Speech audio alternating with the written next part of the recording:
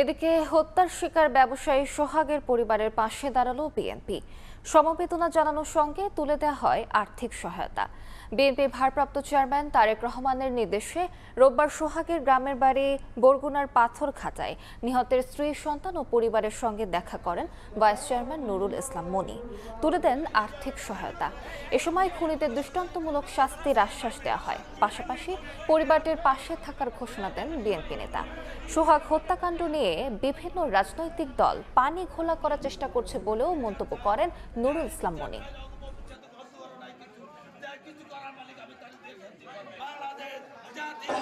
এমন ভাবে নিষ্ঠুরের মতো আমার হাজবেন্ডকে হত্যা করছে, যা মানুষ করতে পারে না। আমি আপনাদের সবার কাছে অনুরোধ করি, আমার হাজবেন্ডের বিচার চাই, এরকম কঠোর বিচার চাই, সবাই যদি দেখে। মূল দলের কোনো ব্যক্তি যদি এরকম ঘৃণ্য কর্মকাণ্ড করে, আমরা তার ফাঁসি চাই না। আমরা